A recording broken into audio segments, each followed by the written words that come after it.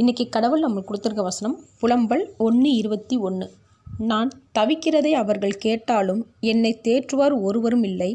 என் பகைஞர் எல்லாரும் எனக்கு வந்த ஆபத்தை கேட்டு தேவரீர் அதை செய்தபடியால் சந்தோஷமாய் இருக்கிறார்கள். நீர் கூறின நாளை வர பண்ணுவீர், அப்பொழுது அவர்களும் என்னை போல் ஆவார்கள். இந்த வசனத்தை கொண்டு கடவுள் நம்மகிட்ட என்ன சொல்கிறத பார்ப்போம். நம்மளோட எதிரிகளுக்கு அவங்களோட வாழ்க்கையில் சந்தோஷமான நிகழ்வுகள் நடந்திருந்தால் அதை கூட நினச்சி டெய்லி சந்தோஷப்பட மாட்டாங்க. ஆனால் நாம் கஷ்டப்படுற மாதிரி வேதனை அனுபவிக்கிற மாதிரி சூழ்நிலையில் நம்ம இருக்கும்போது நம்மளோட எதிரிகளோட சந்தோஷத்துக்கு அளவே இருக்காது.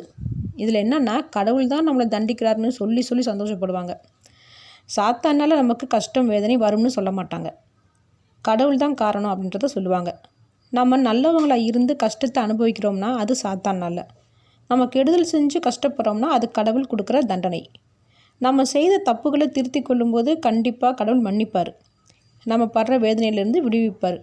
ஆனால் தப்பே செய்யாமல் கஷ்டப்படுற நம்மளை பார்த்து நம்மளோட எதிரிகள் சந்தோஷமாக இருக்காங்கன்னா அவங்களோட சந்தோஷம் நிலைத்திருக்காது. கண்டிப்பாக அவங்க முன்னாடி நம்மளை உயர்த்துவார். நம்மளை உயர்த்துகிற அதே நேரத்தில் நம்மளோட எதிரிகளுக்கு நாம் பட்ட கஷ்டத்தையும் வேதனையும் கொடுப்பார். அப்படி செய்யும்போது நம்ம மேலே எந்த தப்பும் இல்லைன்னு எல்லாருக்கும் புரியும்.